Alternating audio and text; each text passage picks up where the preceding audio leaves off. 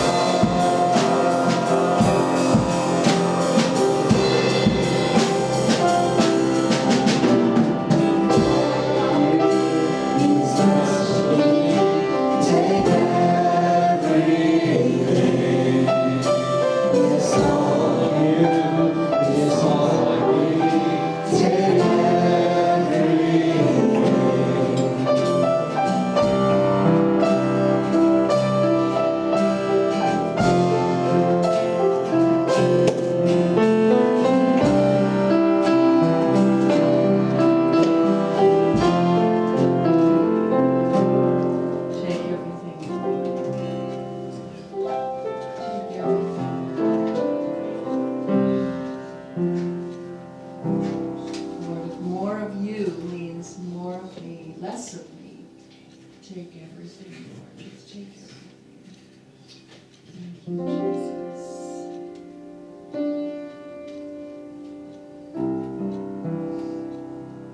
Oh, we just love your presence, Lord. Just to be able to sit and at your feet, as it were. Thank you, Lord. We can just take this moment to focus on who you are and who you are to us.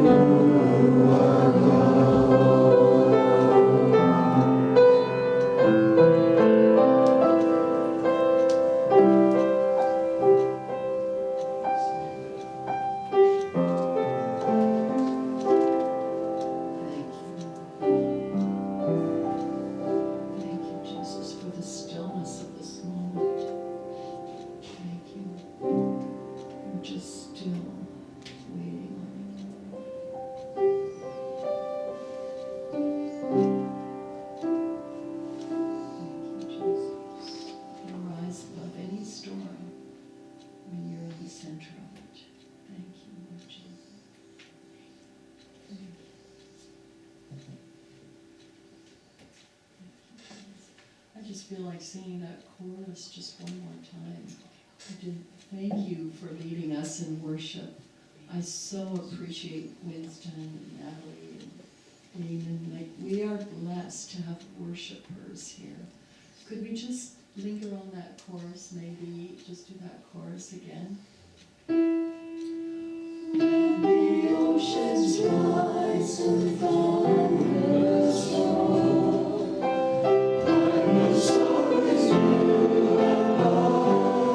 storm, Father, you are King of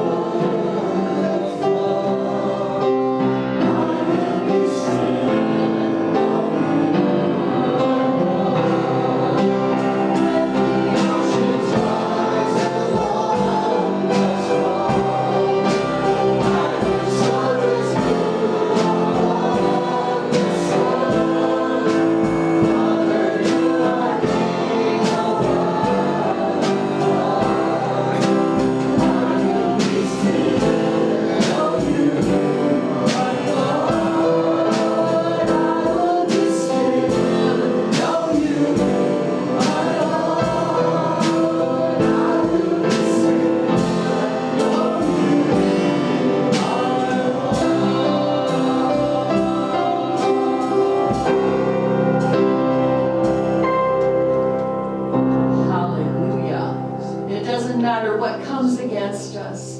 It doesn't matter what we are facing. No storm is bigger than our God. Hallelujah. We thank you for that, Lord. No storm is bigger than you. And we just quiet ourselves and still ourselves in your presence, acknowledging that you are King of Kings, Lord of Lords. Hallelujah. Our powerful God, we serve and adore you and worship you today. Amen. Amen. So Mother's Days are always special days. It's a big deal around our home, but now that we are empty nesters, it feels kind of funny not having your 3 children there and their spouses. But they phone me, okay? They phone Marlene, okay? And send texts. And so it's kind of neat. So for a few moments this morning, being that our theme for this month is on the Holy Spirit, I'm going to talk to you about a Spirit-empowered mother, what that's like. I have been so fortunate in my life, and so has Marlene. Marlene, both of our mothers have gone on to be with Jesus. But I'll let you know a little bit about my mom, okay? My mom was kind of a soft-spoken, gracious person. She would not allow her kids to talk bad about people. And I can hear her little voice go, "Now, James." And wonderful woman of God. And before she met my dad, my mom was a child evangelist across Canada with another lady. And consequently, she met my dad when he was speaking at a camp in Ontario, and there's the love story. Okay. But mother of 5 children, and all 5 of us, when we get together, which is very seldom now, is that we all talk about how Mom took it upon herself to lead all of her children to a salvation knowledge of Jesus Christ. So a wonderful thing. So for a few moments, we're going to turn to 1 Samuel chapter 1 and 2. And I'm going to do kind of a biographical sketch about a woman in the Bible called Hannah. Why did God make mothers? Have you ever thought about that? This question was asked some 2nd graders in school, and here's some of their answers. I love what kids say, don't you?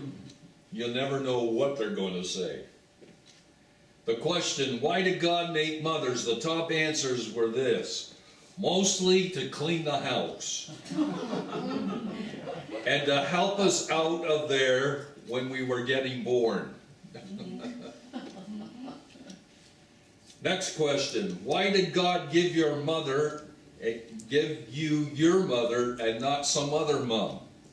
The top answers were related, and God knew the way they talked was, God knew she liked me a lot more than other moms would like me. Third question, why did your mom marry your dad? Top answers, she got too old to do anything else with him.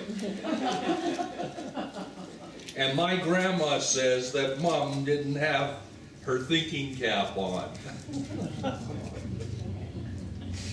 Fourth question, who's the boss of your house?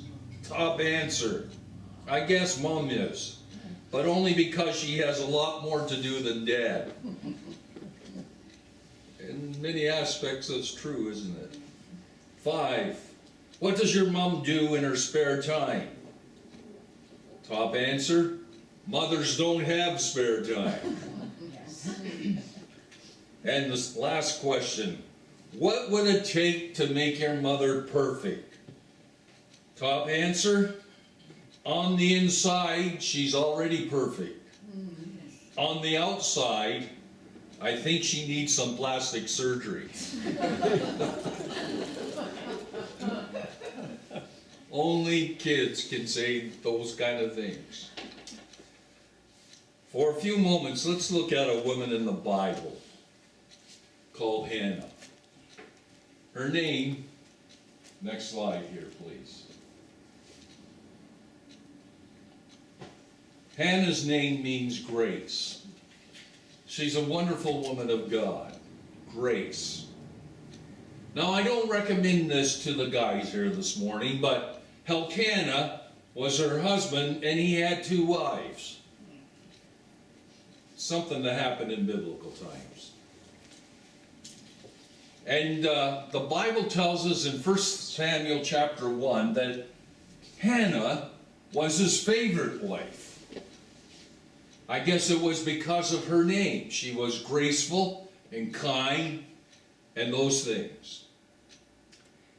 And Hannah also was made fun of by the other wife because Hannah could not bear children. The Bible tells us that. So she was always chided by her other wife. How would you like to live in a home like that? I don't think so.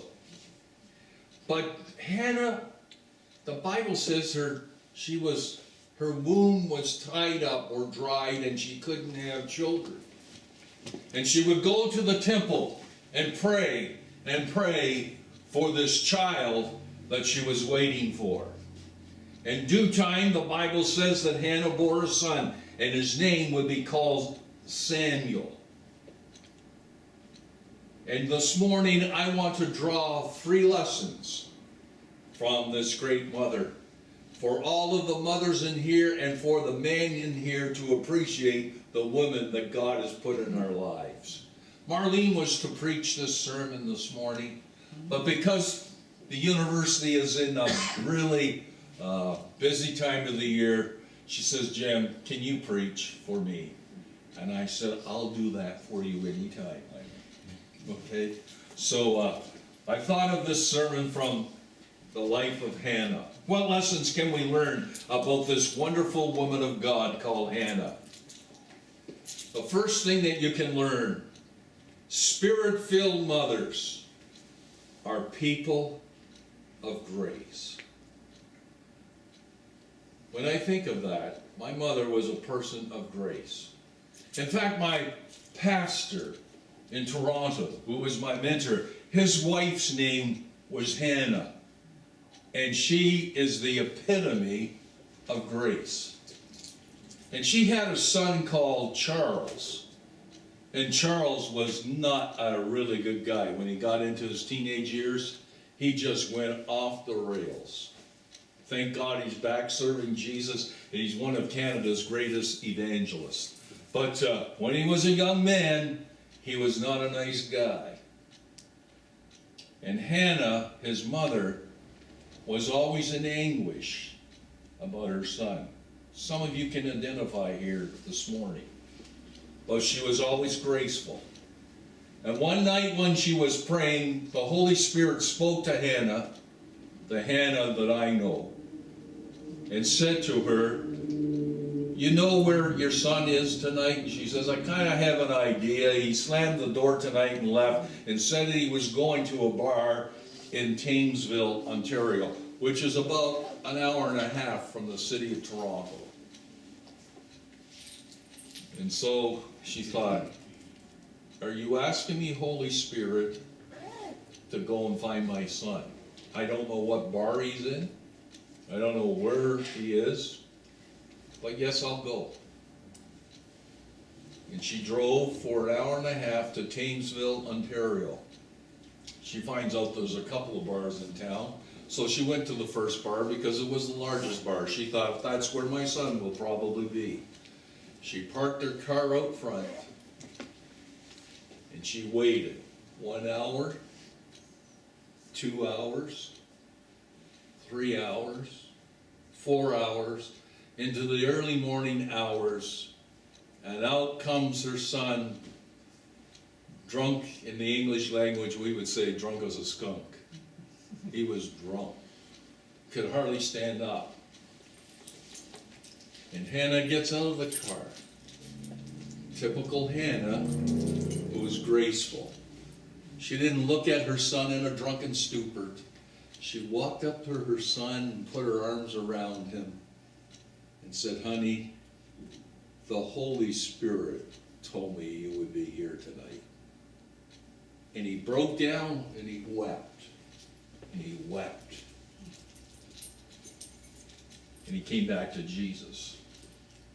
Holy Spirit-filled mothers are people of grace. Regardless of the situation that they find themselves in, they tend to be graceful people. Thank God for mothers in our lives who show us grace. Have you got a mother like that? Are you a mother like that? You show your kids grace. And the guys go like this, yes, they show too much grace. No, they never can show too much grace. Thank God for these kind of people. And it's interesting that this woman of God, in her relationship with Peninnah, who chided her and made fun of her because of her barren womb, because Hannah prayed, the Bible tells us that she was in a habit of calling on God in her life, and because of that, she just didn't have Samuel. But the Bible tells us in 1 Samuel chapter 2 and verse 21 that graciousness produces favor. And it says, the Lord was gracious to Hannah. She gave birth to, other than Samuel, 3 sons, 2 daughters. And it says, meanwhile, the prophet Samuel grew in love. Isn't that great? Graciousness produces favor. In our own lives, have you found out that when you're gracious to someone, that God seems to bring back favor into your life? I believe for every mom this morning, you might have a daughter or a son walking far from God, but because of your graciousness, God's going to show you favor. I have an older brother who didn't like being a pastor's kid. And so he left home when he was 18, and we were living in Ontario. No, we were living in New Brunswick at that time. And he flew all the way out to British Columbia to start his life, and he became a very successful businessman.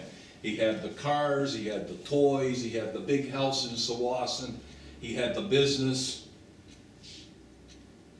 Not just one service station, but 2 service stations. He was well off. But I'll never forget the day when the doctor told him that your daughter in your wife's womb is not going to live. And guess what you do when you're in dire straits? You call on somebody that knows how to pray. And I'll never forget picking up the phone when my brother was there. He's kind of crying, and he's kind of a German stoic. Doesn't show any emotions usually, and he's crying. He said, "Can I speak to Mom?" And he says, "Mom, I need prayer. We need prayer. Our daughter is not going to come out of the womb alive unless God performs a miracle." And my mom would turn from being a gracious, quiet person. When she started to pray, the heavens began to rattle. And she got a little bit loud. We're going, "What happened to Mom? Is she mad at Keith?" And she started calling on God. "God, you gave this child. God, you are not going to let her die. God, you are faithful. God, even though Keith is walking far from you, he's going to experience a miracle tonight in the name of Jesus." She says, and then she goes back into her quiet self again. "Keith, it's going to be okay." And Keith his wife Gloria gave birth to a beautiful daughter, Danielle. Somebody, when you show grace, God brings favor back.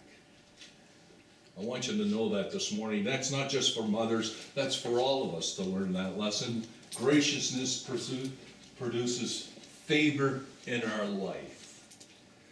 The next thing I want you to notice here, second thing is that we're not turning this thing. Hello? Next slide.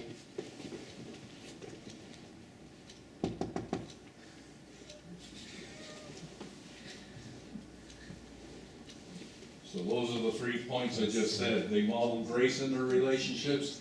They assume because of her relationship, she had favor with her children, and graciousness produces favor. Next slide, please.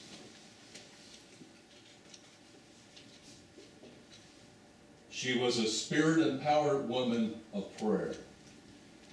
If you look at 1 Samuel chapters 1 and 2, there's a little statement that says this about Hannah. And Hannah prayed. And Hannah prayed. There's a lot of women of God. I've got a whole lot of illustrations I could go through on this. But the Bible says that Hannah went up to the temple and she prayed with deep anguish. She prayed to the Lord bitterly, and she made a vow to God, Lord Almighty, if you only look on your servant's misery and remember me and not forget your servant, but give her a son, then I will give him to the Lord all the days of my life, and no razor will ever be used to his head. A mother's prayer is a spirit-induced prayer. I think it's on the next slide, please. A mother's prayer is spirit-induced in deep anguish. The Hebrew word means baka, which is a deep weeping and mourning of the soul. It's almost like travailing. So all the mothers that are in here, do you remember your birthing? It's anguish. It's mourning. And guys, we get off it very easy. But that mother that gives birth knows what it is to mourn and to give birth to a child. They say it's some of the most tremendous pain that somebody goes through. Okay? Now translate that to her prayer. That's how she prayed.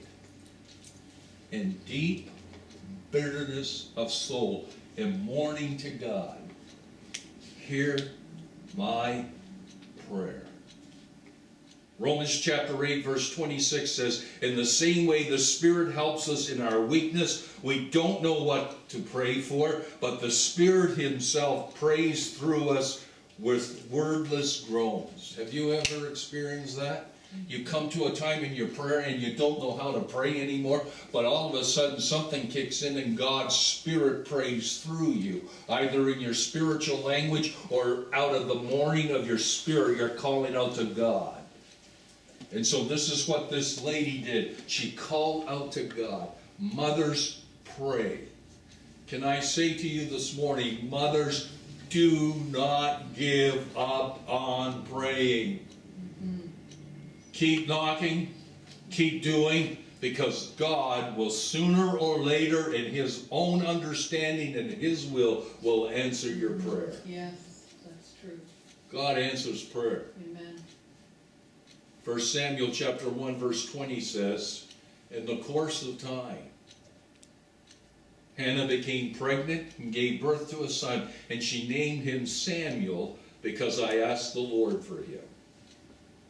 So Samuel's name means ask of the Lord.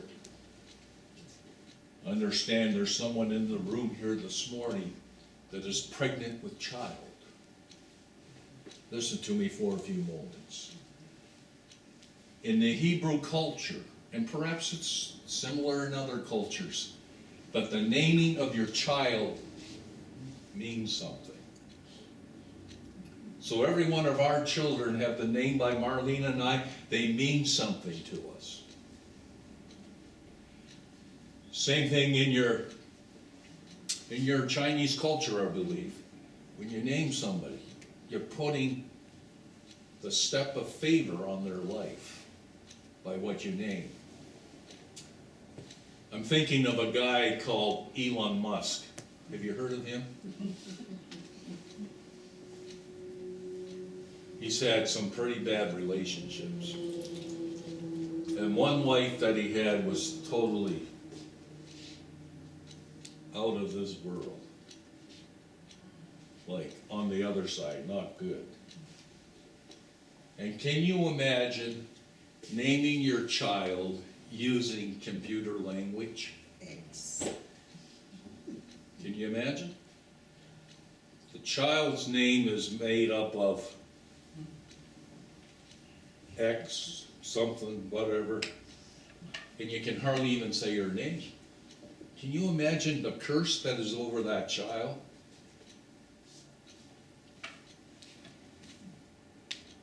But Samuel has a name called Last of God.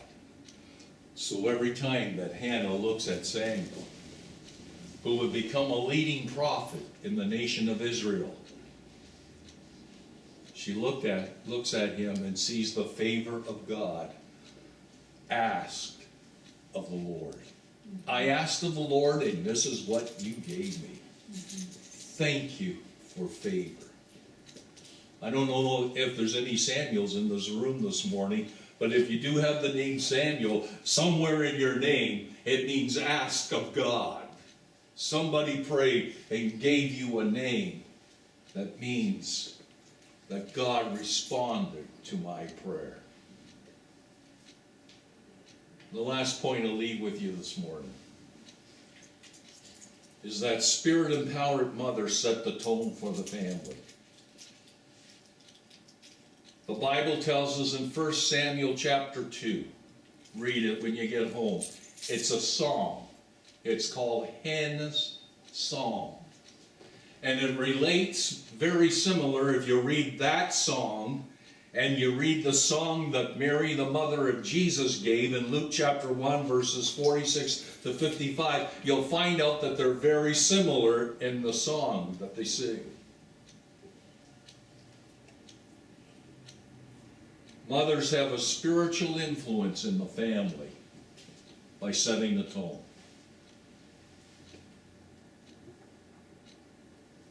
You know what? I am so fortunate that I have a wife that plays the piano.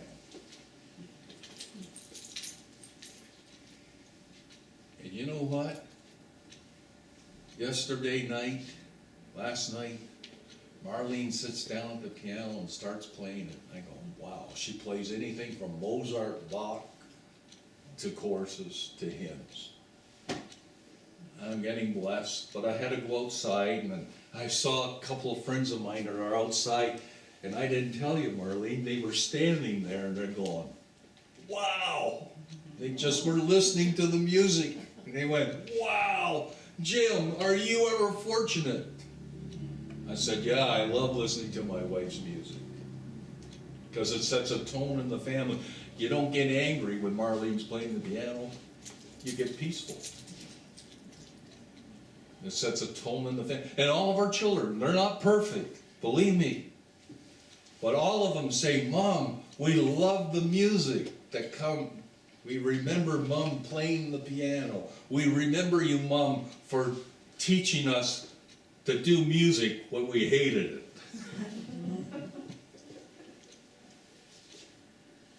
So one of our guys plays the guitar and the drums.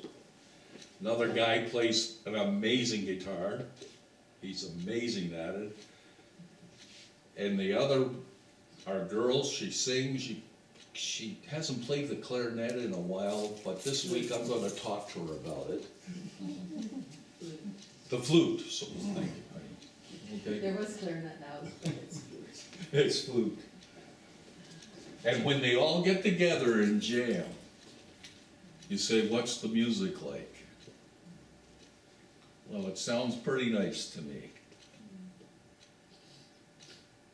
Mothers set the tone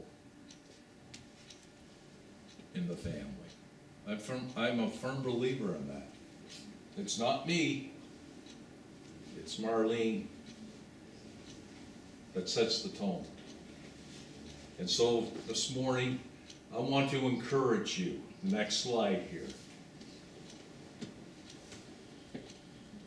I I want to encourage you this morning, mothers, to be graceful, be a person of deep commitment and prayer, and set the stage. So here's some takeaways I want you to take away this morning before we go. I hope you can read it back there. Let grace define how you treat others, even in difficult situations. Graceful. Commit to be persistent, Spirit-led people for your children and family. Be committed to allowing the Holy Spirit to use you to speak to your family.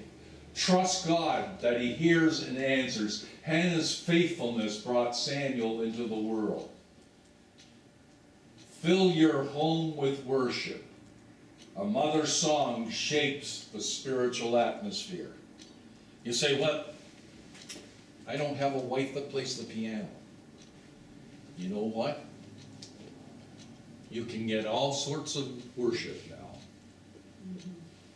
Whether it's on Spotify, whether it's on Amazon Music, whether it's on, hey, here's a really good one. I play it on my way home from church here sometimes.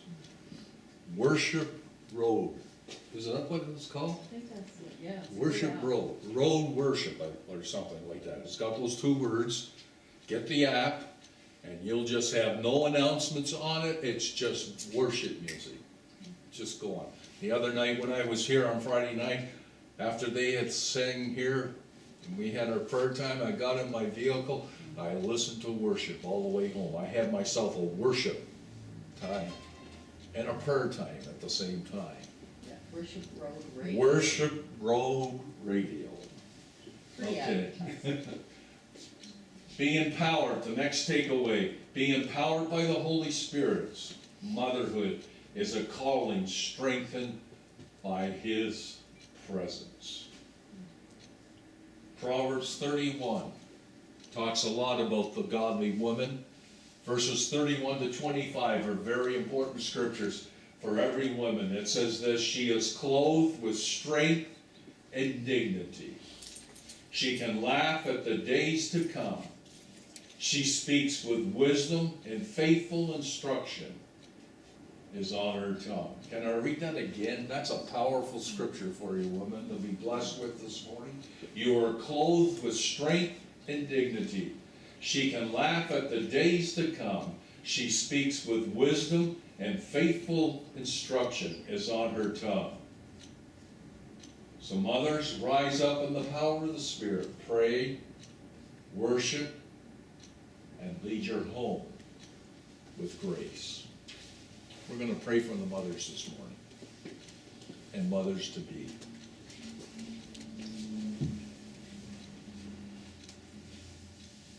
God is not asking for perfection out of your mom. All He's asking you to be filled with His presence and the Holy Spirit in your life. And He gives you wisdom and how to lead your children, how to guide your children, and how to relate. So Lord, I pray this morning for every mother that is in this room. I pray, Holy Spirit, that you'll bless them, not only on this day, but in every day as a Mother's Day. I pray that your hand will be upon their life. Now I'm going to pray for mothers that maybe your children are drifting along in their faith, in their relationship with you or whatever. I'm going to pray for God's healing for families today. Lord, I pray right now, I agree with Marlene in prayer for every family in this room today. Some of them are enjoying great family day. Some of them are facing this day with somewhat grief, somewhat heartache, somewhat with a burden. I pray today for the presence of the Holy Spirit to come and touch your life today. I pray for healing in our families. I pray for healings in our relationships. I pray, Lord, for the presence of the Holy Spirit to be felt in every family. I pray this in Jesus' name, that our sons and our daughters will come home to our home and come home to Jesus. In Jesus' name I pray. Amen.